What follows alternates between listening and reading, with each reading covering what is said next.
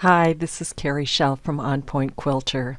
In today's video tutorial, we're going to actually start with a panel. And you wouldn't need this panel, but I'm going to show you some ideas on how to add a border that is just a little bit more interesting to work with.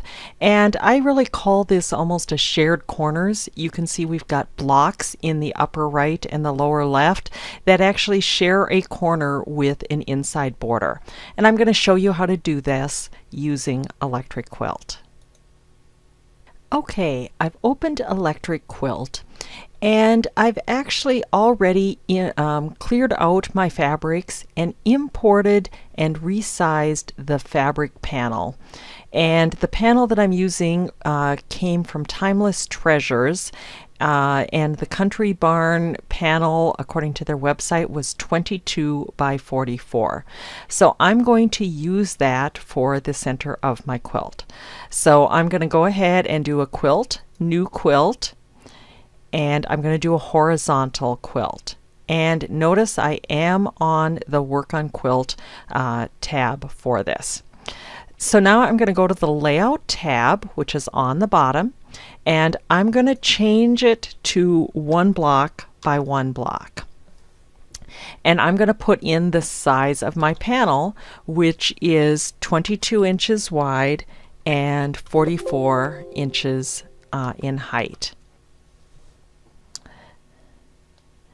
And when I go to layer 1, I can click on the panel and click on the center space and just double check that everything looks like it's fitting pretty well. Okay, I'm ready to add some borders. And so first of all, I want to have an inner border, and so I'm going to make that a corner border.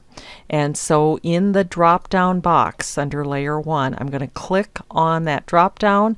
I'm going to select corner blocks, and I am going to go ahead and change it to 1.5. So I've typed that in the first dialog box, and I'm going to click on the slider bar below and it will change all 4. And the reason it changed all 4 is because I had all turned on.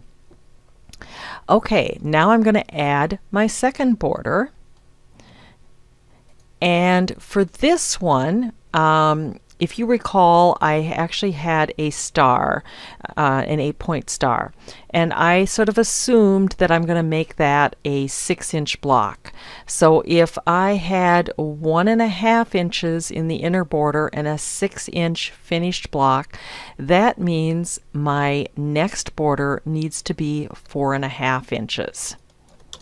So let me just type that in and do that. But for the border type, I actually want to click on the drop down and I want to use the style blocks aligned inside. And when I do that, can you see that I have basically these setting pieces that lines up with those corner squares from that first border? So I'm going to go ahead and reduce the blocks to 1, both horizontally and vertically, but it still gives me the setting for those corners. And then I'm going to go ahead and add a third border, and this one I'm just going to keep that along horizontal, and I'm going to make that 2 inches. So I'm going to highlight the cell, type the number 2 with my keyboard, and click on the slider bar. And so I now have all of my spaces. So now I'm going to go to layer 1 and I'm going to go ahead and finish coloring my block. Now I am going to put the red in the upper left and lower right. I'm going to leave those ones blank because I'm actually going to put my block on layer 2. And I'm going to color though. Oh, I think I decided I wanted a different one. Yes, there. And I will go ahead and do that.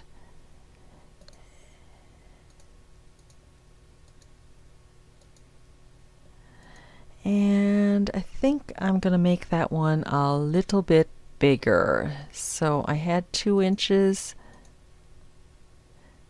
I think I'm going to bring that up to 3. Okay, now I need to basically fill in the star block. And what I'm going to do is go and draft it. So I'm going to select Work on Block. I'm going to use the drawing board setup of a width and height of 4. And yes, the block is going to be 6 inches, but it's easiest to draft as in a 4-inch style. So I'm going to keep that at 4, snaps at 4, graph paper at 4, and the only snap I have turned on is snap to grid point. So I'm just going to use my pencil tool and draw long lines at 1 and 3 inches, both horizontally and vertically. And then I'm going to go ahead and draw the diagonals for the star points. And you can see how fast you can draw a very simple star block. I go to the color tab, and for this one I'm going to go ahead and put the that tree fabric in the background, or in the star, and then I'm going to use my spray can and the plaid, and I'm going to fill the rest of the spaces, and I'm going to add that to the sketchbook. Okay, now I'm going to go back to Work on Quilt, and I am going to do the set block. And for this one I need to go to layer 2, and I am going to take my star block and I'm going to drag it onto layer 2. And it does come in too small, so I need to use the adjust tool, and it came in at the 4x4, which is what I drafted it at. I'm going to go ahead and change that to 6x6. And I am also wanting to get that exactly in the corner. Now, I was able to do that, but there was a trick that I did, and I'm going to show that to you. And that is to click on the More Quilt Work Table options.